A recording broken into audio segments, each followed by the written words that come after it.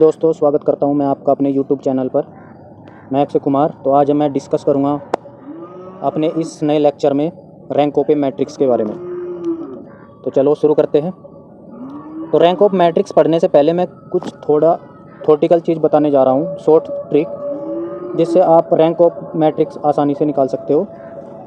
तो पहला है, देखो रैंक ऑफ ए मैट्रिक्स क्या होता है। रैंक ऑफ ए मैट्रिक्स होता है number of non zero rose of a matrix. यानी कि अगर किसी मैट्रिक्स का रैंक मेरे को फाइंड करना हो तो मुझे उस मैट्रिक्स में सिर्फ नंबर ऑफ रो काउंट करने पड़ेंगे जो कि नॉन जीरो होंगे। वही हमारे क्या हो जाएंगे, रैंक ऑफ मैट्रिक्स के बराबर हो जाएगी। तो हम मोस्टली जो क्वेश्चंस करते हैं वो एक्लन फॉर्म में चेंज करके रैंक ऑफ मैट्रिक्स निकालते हैं। तो एक्लन फॉर्म जो होती है वो होती है every row of A which has all its entry zero occur below. यानी कि जो मेरे प्रिंसिपल डायगोनल एलिमेंट होते हैं उसके नीचे की सभी एंट्रीज क्या होती है, जीरो के इक्वल होती है। तो अगर ऐसा है तो उसमें मेरे को नंबर ऑफ नॉन जीरो रोज जितने होंगे वो काउंट कर ले और वो मेरे रैंक ऑफ ए मैट्रिक्स के बराबर हो जाएंगे। जैसे एग्जांपल इधर दिया हुआ है, तो इस एग्जांपल में मेरे को number of non zeros count करनी है।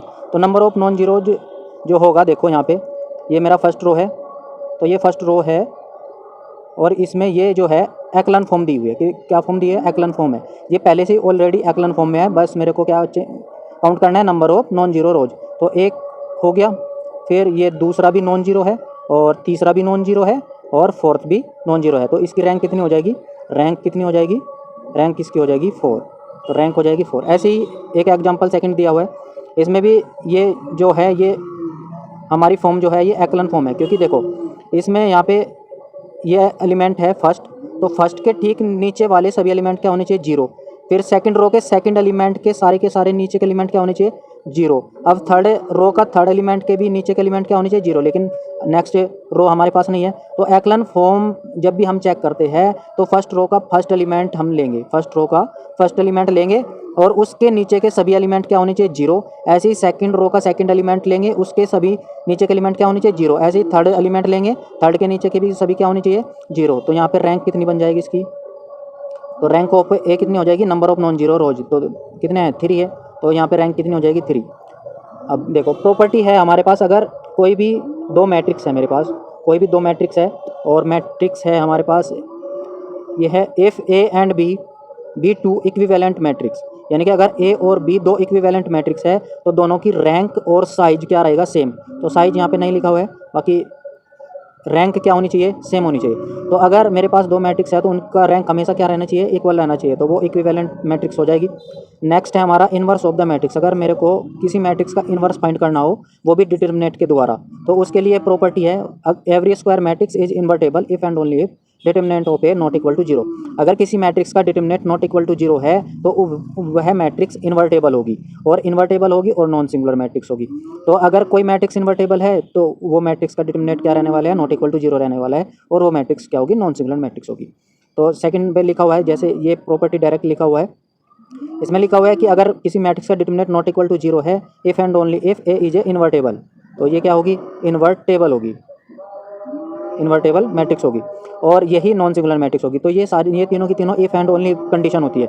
अगर कोई मैट्रिक्स नॉन सिंगुलर है तो उसका determinant not equal to zero होगा और वो इन्वर्स फाइंड कर सकते हैं उस मैट्रिक्स का।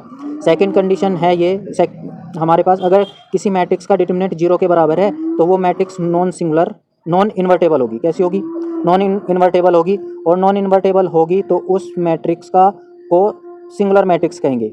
उस मैट्रिक्स को क्या कहेंगे, सिंगुलर मैट्रिक्स। तो सिंगुलर मैट्रिक्स भी नॉन इन्वर्टेबल मैट्रिक्स होती है और डिटर्मिनेंट भी क्या होता है, जीरो के बराबर होता है। तो ये इधर से भी ट्रू है और इधर से भी ट्रू है। तो कुछ भी एक कंडीशन हो तो ये सारी कंडीशन क्या हो जाती है, ये तीनों कंडीशन क्या हो जाती है, इक्विवेलेंट हो जाती है। एक कंडीशन ट्रू होने से और सभी कंडीशंस भी क्या हो जाती है, ट्रू हो जाती है। तो नेक्स्ट चलते हैं। नेक्स्ट लिखा है कि अगर किसी मैट्रिक्स का determinant not equal to zero है तो उस मैट्रिक्स की रैंक जो होगी उस मैट्रिक्स के ऑर्डर के इक्वल होगी। यानी कि अगर मेरे पास किसी मैट्रिक्स का determinant not equal to zero है तो उस मैट्रिक्स की जो रैंक होगी वो, अगर मेरे पास ए कोई मैट्रिक्स है एन क्रॉस एन की, कोई मैट्रिक्स है एन क्रॉस एन की, यानी कि सिंगुलर मैट्रिक्स। यहाँ पे सिंगुलर मैट्रिक्स सिंगुलर नहीं, स्क्वायर मैट्रिक्स। यहाँ पे स्क्वायर मैट्रिक्स के लिए ही बात करी जा रही है, क्योंकि स्क्वायर मैट्रिक्स का ही डिटरमिनेंट निकाल सकते हैं। तो ये जो कंडीशन है ओनली स्क्वायर मैट्रिक्स के लिए ही एप्लीकेबल होगी। तो यहाँ पे लिखा हुआ है कि determinant not equal to zero, ठीक है। तो अगर किसी मैट्रिक्स का determinant not equal to zero होगा तो उसकी रैंक उसके ऑर्डर के बराबर होगी। तो रैंक ऑफ ए किसके बराबर होगी? एन, और एन क्या है? जहाँ पे मैट्रिक्स का ऑर्डर है। सेकंड कंडीशन है कि अगर डिटरमिनेंट इक्वल टू जीरो हो जाता है, किसी मैट्रिक्स का डिटरमिनेंट जीरो हो जाता है, तो रैंक घटकर कहाँ पे चली जाती है? n माइनस वन हो जाती है। यानी कि अगर मेरे पास n ऑर्डर की कोई मैट्रिक्स है तो उसकी रैंक n से हमेशा छोटी रहने वाली है, n से छोटी, यानी कि n माइनस वन। और पॉसिबिलिटी रैंक क्या बन जाएगी? अगर मैं पॉसिबल रैंक की बात करूँ, मैट्रिक्स की पॉसिबल रैंक की बात करूँ, तो पॉसिबल रैंक क्या हो जाएगी? n minus one, n minus two, up to dot dot dash, कहाँ तक चल जाएगी? 1 और 0 तक भी जा सकती है। तो अगर किसी मैट्रिक्स का डिटरमिनेंट 0 हो जाता है तो उसकी रैंक घटकर कहाँ पे चली जाती है? n माइनस वन से लेकर 0 तक जा सकती है। तो पॉसिबल रैंक कुछ भी हो सकती है, वो डिपेंड करता है फिर एक्लन फॉर्म पे। तो अगर किसी मैट्रिक्स का डिटरमिनेंट 0 नहीं है तो हम डायरेक्ट बोल सकते हैं कि उस मैट्रिक्स का रैंक उस ऑर्डर के मैट्रिक्स के ऑर्डर के बराबर होगा। लेकिन अगर मैट्रिक्स का डिटरमिनेंट 0 के बराबर है तो तब हमें एक्लन फॉर्म में चेंज करके रैंक निकालना पड़ेगा, ठीक है। चलो नेक्स्ट चलते हैं। चलो शुरू करते हैं क्वेश्चन नंबर 4 से। क्वेश्चन नंबर 4 है, if A and B are two matrices such that rank of A equal to M and rank of B equal to N. तो इसके लिए हमें याद होना चाहिए, ये मैंने प्रीवियस लेक्चर में भी कराया है, rank of A B always होती है less than and equal minimum of rank A comma rank B. तो हमेशा किसके इक्वल होगी? जो भी इसमें से मिनिमम होगा। तो ये मेरा ऑप्शन डी इसमें करेक्ट होना चाहिए। देखो कोई भी, अगर मैं ए मैट्रिक्स 4 क्रॉस 3 की ले लेता हूँ, एक मैट्रिक्स मैंने लिया ए और दूसरा मैट्रिक्स मैंने बी लिया, और जो बी मैट्रिक्स है उसका ऑर्डर है हमारे पास, सपोज करो 5 क्रॉस 3 का कोई मेरे पास ऑर्डर है। और अगर मैं इसमें दोनों की मल्टीप्लाई करूं तो मेरे पास ए बी क्या आने वाला है? ए बी आने वाला है, देखो ये मल्टीप्लाई नहीं हो सकता क्योंकि ये 4 क्रॉस 3 का है और ये 5 क्रॉस 3 का। तो मैं इसको चेंज कर लेता हूँ, इसको 3 क्रॉस क्या कर लेता हूँ? 3 क्रॉस 2 कर लेता हूँ। 3 क्रॉस कितना कर लेता हूँ? 2 कर लेता हूँ। तो 3 क्रॉस 2 आ जाएगा। तो ये 3 क्रॉस 2 आएगा, तो मैट्रिक्स का मल्टीप्लिकेशन कितना आ जाएगा? 4 क्रॉस 2 के ऑर्डर का आ जाएगा। ये कितने ऑर्डर का आ जाएगा? 4 क्रॉस 2 के ऑर्डर का आ जाएगा। तो अभी देखो ए का जो, सपोज करो ए का रैंक कितना है? यहाँ पे m दिया हुआ है, कितना दिया हुआ है? m, और यहाँ पे कितना? n दिया हुआ है। तो इन दोनों में से m और n में से जो भी छोटा होगा वही रैंक ऑफ ए बी के इक्वल होगा। Rank of A B less than and equal किसके होगा? Minimum of m comma n। तो m कोमा n यानी कि जो भी इनमें से छोटा होगा उसका रैंक जो छोटा रैंक है वो किसके बराबर होगा? रैंक ऑफ ए बी के इक्वल होगा। रैंक ऑफ ए बी के इक्वल होगा। चलो नेक्स्ट चलते हैं।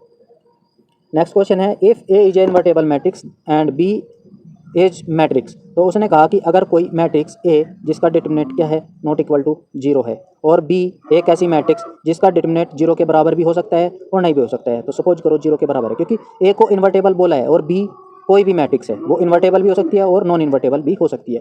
तो यहाँ पे 4 ऑप्शन डिफाइन किया है, rank of A B equals to rank of A and B option इस तरीके से डिफाइन किया। 4 ऑप्शन ये हमारे सामने है।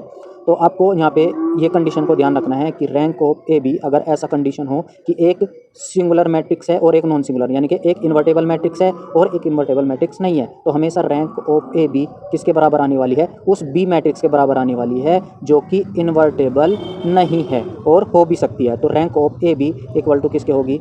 रैंक ऑफ बी के इक्वल होगी। तो ये हमारे इसके अकॉर्डिंग ऑप्शन क्या हो जाएगा? बी ऑप्शन क्या हो जाएगा? करेक्ट हो जाएगा। अब देखो ये आ गया the rank of, next question है हमारा 6, the rank of the matrix A. इस मैट्रिक्स की मेरे को क्या बताना है? इस मैट्रिक्स का मेरे को क्या बताना है? रैंक बताना है, ठीक है। तो रैंक क्या हो जाएगी इसके? देखो ये एक्लन फॉर्म नहीं है। एक्लन फॉर्म क्यों नहीं है? क्योंकि देखो फर्स्ट रो का फर्स्ट एलिमेंट, इसके ठीक नीचे का एलिमेंट सारे 0 नहीं है, एक 0 है और एक नॉन 0 है, ठीक है।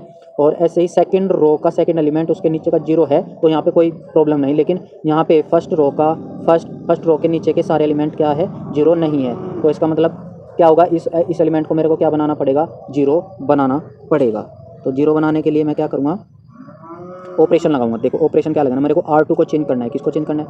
R2 को। तो R2 को मैं लिखूंगा R2 माइनस 2R1। अगर मैं R1 में 2 से मल्टीप्लाई कर दूं और इसको माइनस करूं तो कितना आएगा, ये 0 हो जाएगा। देखो अब सिंप्लीफाई करके मैंने R1 को नहीं छेड़ा है, R1 को जू का तो लिखूंगा मैं 1 2 0 एंड 0।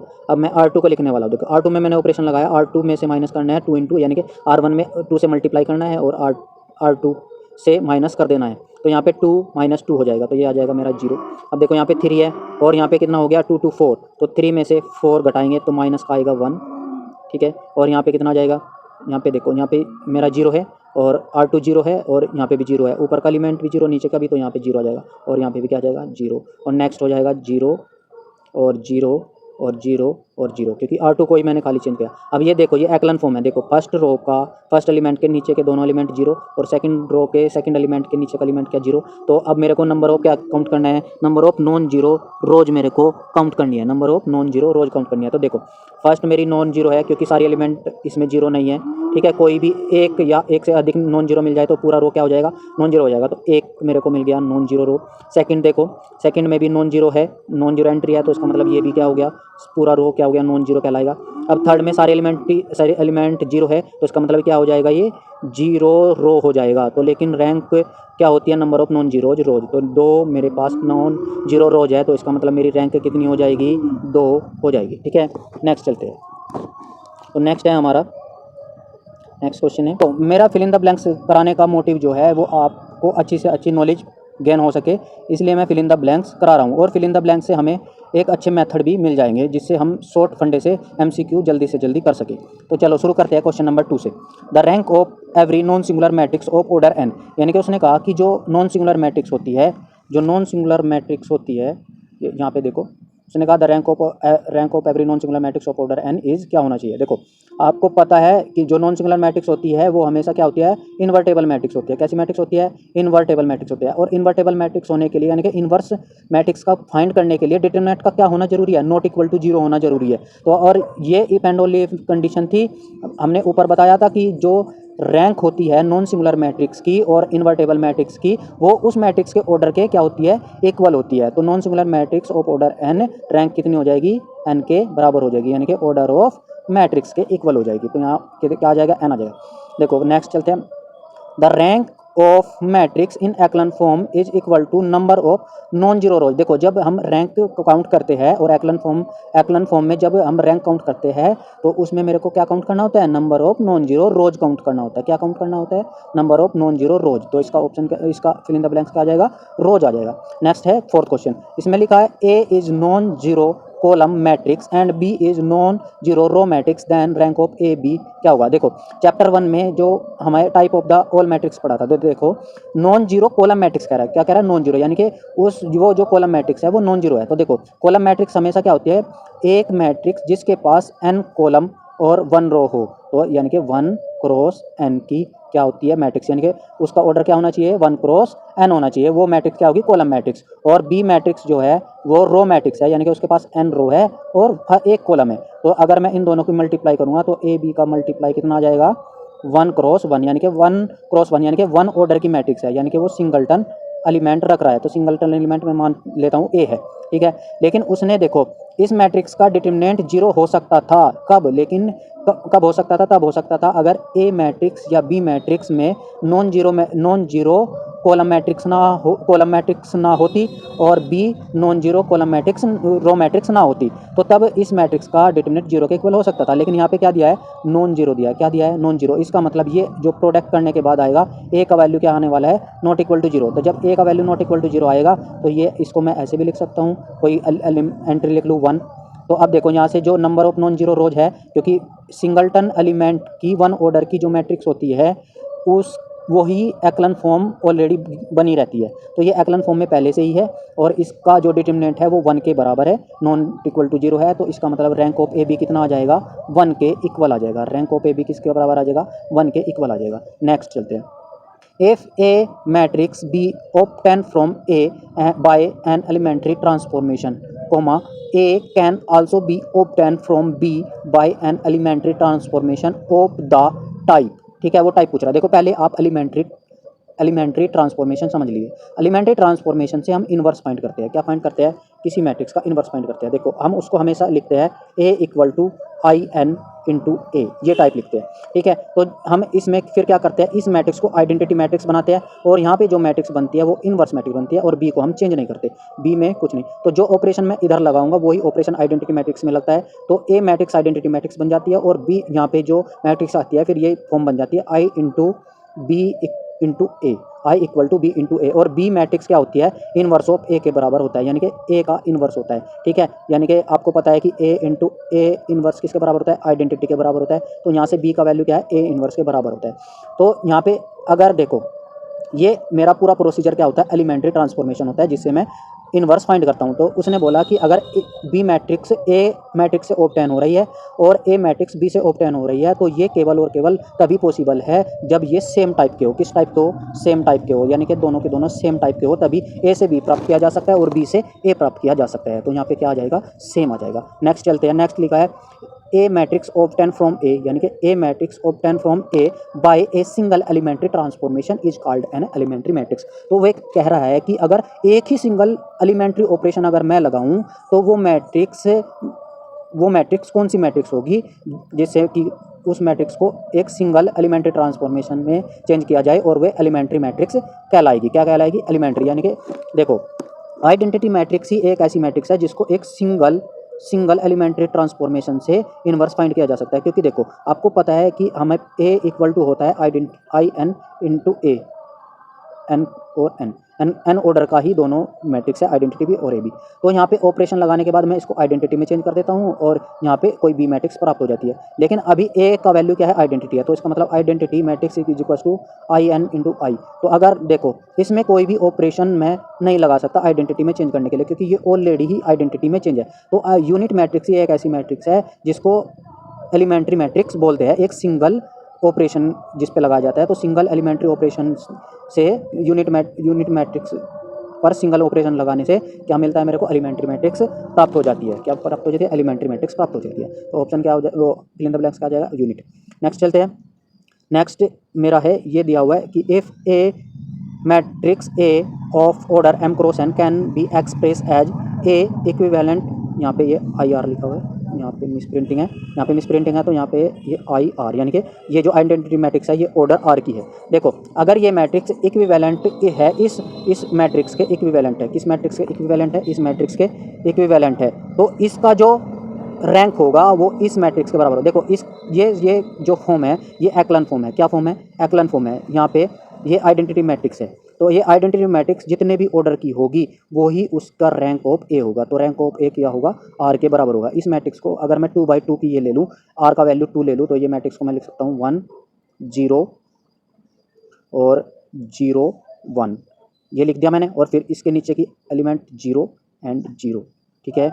और नेक्स्ट है 0 और 0 एंड 0, इसको मैं इस तरीके से लिख सकता हूँ इस मैट्रिक्स को। ये देखो ये जो है 2x2 की मैट्रिक्स है, कितने की मैट्रिक्स है, 2x2 की मैट्रिक्स है। और इस मैट्रिक्स का ऑर्डर कितना हो जाएगा, आर के इक्वल हो जाएगा। और यहाँ पे कितना, सॉरी यहाँ पे रैंक कितनी हो जाएगी, 2 हो जाएगी। यहाँ पे रैंक कितनी हो जाएगी, 2 हो जाएगी, ठीक है। नेक्स्ट चलते हैं, नेक्स्ट ये लैपटॉप भी डाउन हो गया है। देखो नेक्स्ट हमारे पास है if A B n cross n matrix of order are there exist non singular matrix P and Q such that P A Q equal to क्या होगा। देखो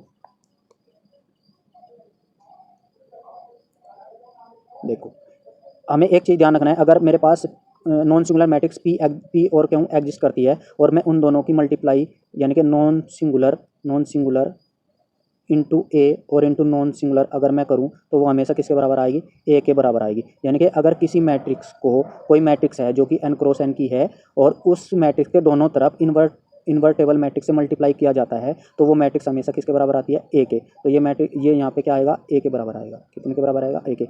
अगर इसकी रैंक पूछ रहा है, अगर वो क्या पूछ रहा है, क्या इसमें पूछा है if A B n cross n matrix of order are there exist non singular matrix P and Q such that P A Q क्या होगा, ए के बराबर होगा। अगर रैंक की बात करें तो रैंक किसके बराबर होगी, अगर ये पी ए क्यू की रैंक पूछे तो किसके बराबर आएगा, फिर आर के बराबर आ जाएगा, क्योंकि ए की जो रैंक है वो किसके है, आर के बराबर है। तो आंसर हो जाएगा इसका आर, ठीक है। तो अभी आंसर क्या है इसका, ए, क्योंकि अगर दोनों इन्वर्टेबल मैट्रिक्स से मल्टीप्लाई करूँ तो किसके बराबर आएगी, ए के बराबर आएगी, ठीक है। अब नेक्स्ट चलते हैं। तो क्वेश्चन नंबर 10 है मेरा,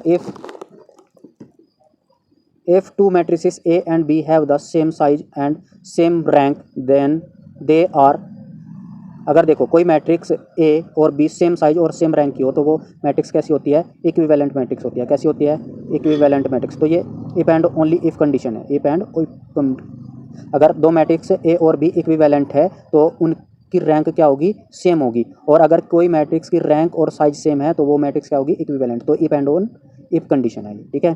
तो नेक्स्ट क्वेश्चन है 11, question number 10 complete. Question number 11 है the rank of a matrix, ये मैट्रिक्स है, ये सिंपल है, आइडेंटिटी मैट्रिक्स है। तो आइडेंटिटी मैट्रिक्स की रैंक उसके ऑर्डर के बराबर होती है। तो ये 2 × 2 की आइडेंटिटी मैट्रिक्स है, तो रैंक कितनी आ जाएगी, 2 आ जाएगी। नेक्स्ट चलते हैं ट्रू और फॉल्स पे। बोला है the rank of the transpose of a matrix is the same as the original matrix. देखो हाँ ये सिंपल है, रैंक ऑफ ए ट्रांसपोज हमेशा किसके बराबर होता है, रैंक ऑफ ए के बराबर होता है, ओरिजिनल मैट्रिक्स के बराबर होता है। देखो क्यों होता है, क्योंकि determinant of A equal to किसके होता है, डिटरमिनेंट ऑफ ए ट्रांसपोज के बराबर होता है। तो यहीं से ये कंडीशन आएगी, जब वो determinant of A equal to determinant of A transpose होता है ना, तो इसलिए rank of A transpose equal to क्या होगा, रैंक ऑफ ए। तो नेक्स्ट क्वेश्चन है every elementary row transformation of a matrix can be obtained by post multiplication with the corresponding elementary matrix, elementary matrix. तो ये मेरा option क्या हो जाएगा, फॉल्स हो जाएगा। तो एलिमेंट्री मैट्रिक्स को ऐसे पोस्ट मल्टीप्लिकेशन के द्वारा नहीं प्राप्त किया जा सकता। जो हमें प्राप्त होता है वो ऑपरेशन लगाने के बाद प्राप्त होता है। ए इक्वल टू क्या होता है, IN इंटू ए, ये फॉर्म होता है एलिमेंट्री ट्रांसफॉर्मेशन। तो यहाँ पे जो ट्रांसफॉर्म करते हैं ना, तो ऑपरेशन रो ऑपरेशन से प्राप्त करते हैं, मल्टीप्लिकेशन करने के बाद उसके इन्वर्स पे क्या हो जाता है, चेंज हो जाता है। अगर मैं पोस्ट मल्टीप्लिकेशन करूँ तो क्या हो जाएगा, उसका इन्वर्स क्या हो जाएगा, चेंज हो जाएगा, ठीक है। तो नेक्स्ट है elementary transformation change the rank of the matrix. तो ये क्या हो जाएगा, इसका ऑप्शन क्या हो जाएगा, देखो elementary transformation change the rank of the matrix. Elementary transformation जो मैट्रिक्स की रैंक है उसको क्या कर देता है, चेंज कर देता है। तो ये ऑप्शन क्या हो जाएगा, फॉल्स हो जाएगा। क्या हो जाएगा, फॉल्स हो जाएगा। क्यों, देखो वो उसकी रैंक को चेंज नहीं करता। आप एलिमेंट्री ट्रांसफॉर्मेशन से अगर किसी मैट्रिक्स को बना रहे हो तो उस मैट्रिक्स पर क्या फ़र्क नहीं पड़ेगा, उसकी रैंक क्या रहेगी, सेम रहेगी, ठीक है। नेक्स्ट है मेरा फोर्थ लास्ट क्वेश्चन है if A and B are two equivalent matrix, दो इक्विवेलेंट मैट्रिक्स है तो rank of A equal to क्या होगा, रैंक ऑफ बी के। तो ये बहुत इंपॉर्टेंट क्वेश्चन है, तो ये ट्रू है, ये हमने कई बार पढ़ लिया है। Rank of A equal to होता है रैंक ऑफ बी के, तो इक्विवेलेंट मैट्रिक्स होगी। और अगर इक्विवेलेंट मैट्रिक्स है तो क्या होगा, रैंक ऑफ ए भी इक्वल टू क्या होगा, रैंक ऑफ बी। तो ये if and only if condition है, if and only if condition है। तो थैंक यू।